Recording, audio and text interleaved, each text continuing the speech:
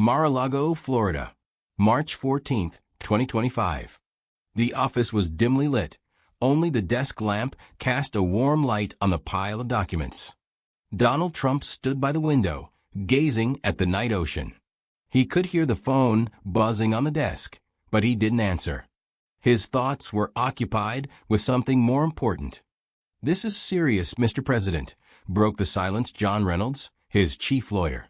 Judge Boasberg signed the order back on February 4th. "We only found out about it now. They've pulled financial records not just of yours, but of your family as well." Trump slowly turned around. "And no one informed me about this?" Reynolds opened a folder. "No, it was done secretly, without any public statements. Even in the Department of Justice, there are people who are surprised this even happened." Trump sat down at the desk, gesturing at the documents. "The judicial system?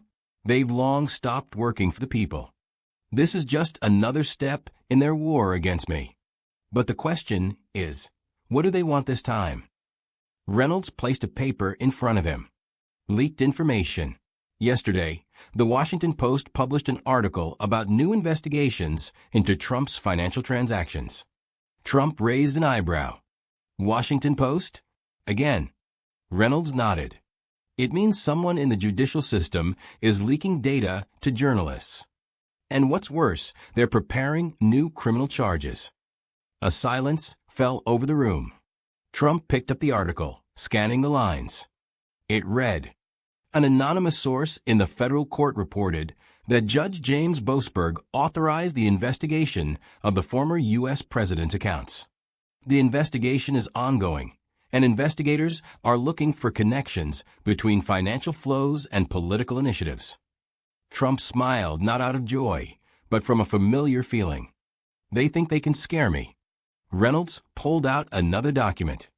"It's not just about you. They've pulled Eric and Don Jr.'s accounts as well. They're looking for something they can use to apply pressure." The door opened, and Anthony Griffin, a former FBI agent now working with Trump's team, entered the office. "We've got a problem," he said, tossing a flash drive onto the table. "We found internal correspondence from the judiciary. And you know what? They started this back in December, and now they've accelerated the process." Trump stood up. "And what are they looking for?" Griffin sighed deeply.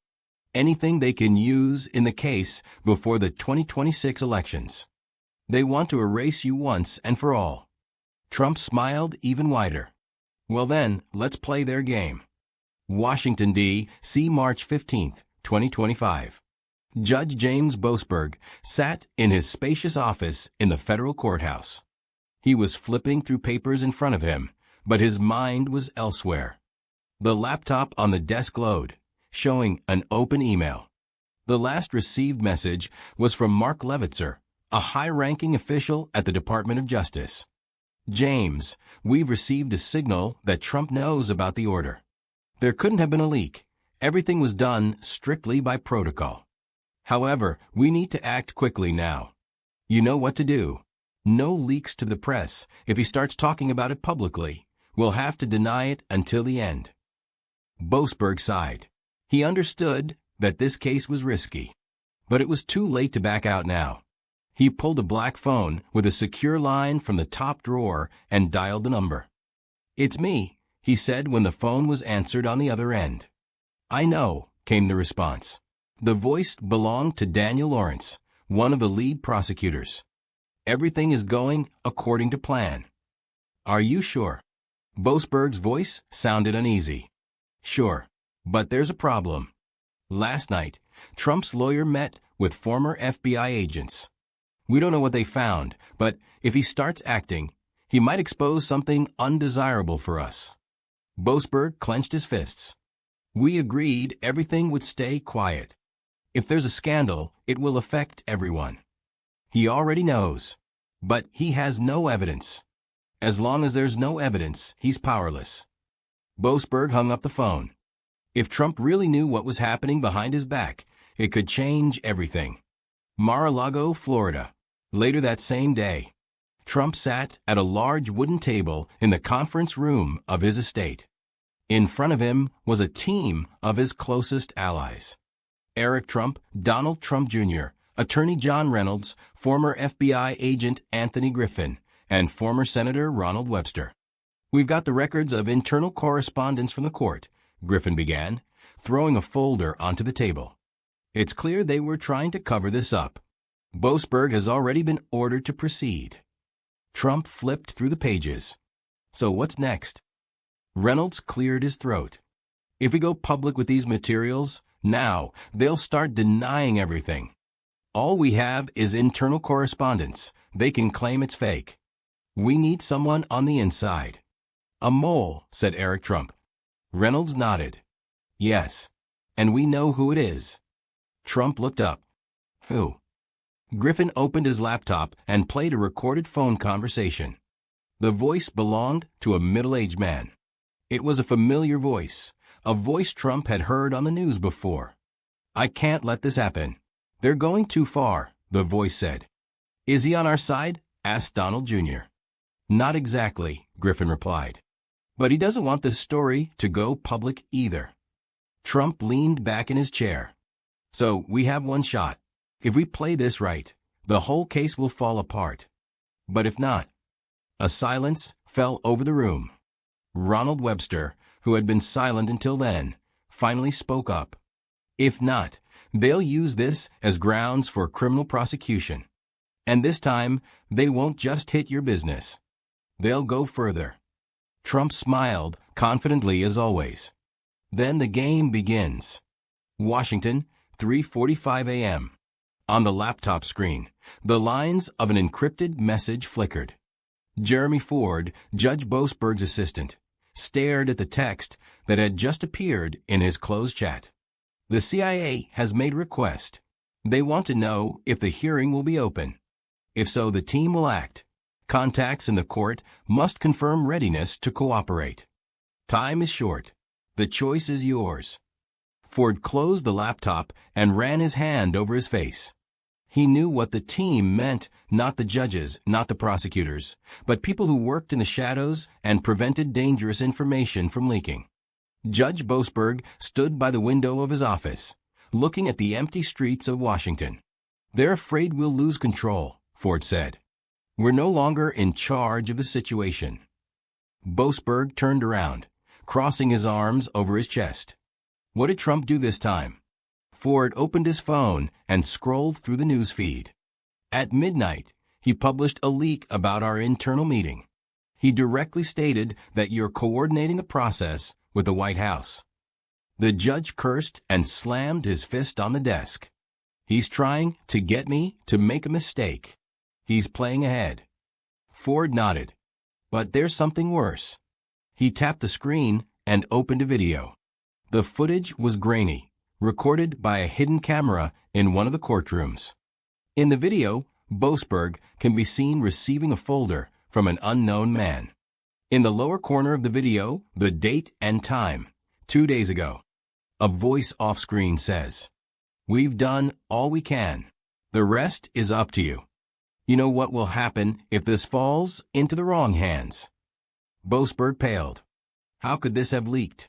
His voice trembled. Ford turned off his phone and replied, "Someone on our side has started working for Trump." A heavy silence hung in the air. Boasberg understood. This was no longer just a political game. It was war, and he no longer controlled the battlefield. Washington, D.C., 7:12 a.m. Judge James Boasberg sat in his office, staring at the dark screen of his phone. His fingers nervously drummed on the desk. He tried to gather his thoughts, but his heart was beating too fast. Ford stood nearby, phone in hand. "We've got problems, sir. This isn't just a leak. Trump knows more than we thought." Boasberg sighed and clenched his fists. "What does he know?" Ford silently played the recording. A deep male voice said, "This is no longer a matter of justice. They've prepared an alternative scenario. If the judge doesn't make the right decision, other forces will intervene." "Where was this recorded?" Boasberg asked, leaning in closer. "A cafe 3 blocks from here. Last night." Boasberg leaned back in his chair.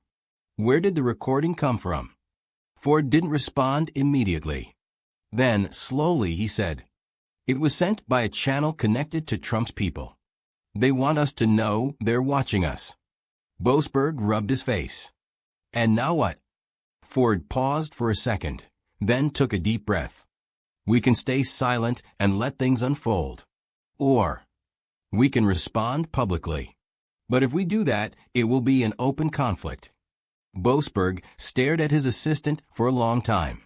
"Trump is waiting for us to make a mistake. He's making us nervous. We can't give him that." Ford nodded. "So, we're playing the long game?" Boasberg pressed his lips together. "Yes. But we need to be ready for the worst." 8:45 a.m. The White House. Donald Trump flipped through documents while his advisor, John Wilkins, paced nervously around the room. "They're staying silent for now, Mr. Trump. But that doesn't mean they're not preparing a response." Trump looked up and smiled. "They either have to attack me or surrender. They can't just sit and wait." Wilkins sighed. "What if they find a way to paint you in a bad light? They still control the system." Trump leaned back in his chair. "John, you're worrying too much. Their system is cracking at the seams. And we're only helping it fall apart." He paused and added, "All that's left is to push them a little harder." 12:30 p.m. Courtroom.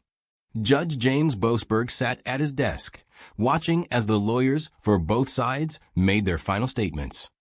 The atmosphere was heavy and tense. Every word seemed like a shot in the void. Throughout the proceedings, both sides had accused each other of manipulation, trying to destroy the opponent's reputation. But Trump was always at the forefront as the accused. Boasberg listened attentively. His mind was fully focused on how to conduct the final session. He knew the decision wouldn't be easy, not only because of the political importance of the case, but also because its outcome could drastically change the direction of the political situation in the country. But beneath the mask of calm, Boasberg felt on edge. He was no longer sure whether to continue following the rules, as he always had, or to give in under pressure. Trump sat in the courtroom, observing everyone who was watching him. He had a face that betrayed no emotion, but inside, his heart was beating faster than usual. Every move of his opponents seemed more like a threat than a fact. But he knew that every minute, every delay in the court was his chance. Trump's lawyers had already tried several times to convince the judge of the political motives behind the trial, but Boasberg was not swayed by such manipulations. His role was to uphold legal justice, even if it had a deep political subtext. Trump stood, stubbornly trying to appear unshakable. He knew that as soon as he left this room, he would have to deal with consequences that would reach far beyond this court case. 2 p.m. After hours of delays, it was finally announced that the judge was ready to deliver the verdict. Everyone in the courtroom fell silent, and the air became so heavy it was almost tangible. Boasberg stood up, his demeanor calm, though the struggle within his eyes was evident. During the pause before the verdict, he glanced at the defendants and their lawyers, then quietly said, "This is not just a decision for this court. It is a decision for justice, and for a country suffering from division." It seemed that, at that moment, everything was decided. Boasberg spoke his final words. "Given all the circumstances, the decision will not be made immediately. The court grants additional time for discussion, but one thing is clear: the country needs change." It wasn't a clear decision. It was just a delay. However, everyone in the courtroom understood. This decision would be a turning point in the political and legal history of the country. 5 p.m. The White House. Trump sat at his desk, wondering how everything would change. He knew this verdict would not give him a definitive victory, but it would leave him with enough strength and resources to continue the fight. His personal advisor, Wilkins, entered the room and, without saying a word, placed a new package of documents in front of him. "Mr. Trump, we've received the reports. This is just the beginning. Trump nodded and took the documents. His plan was already in place. Winning the battle doesn't mean winning the war.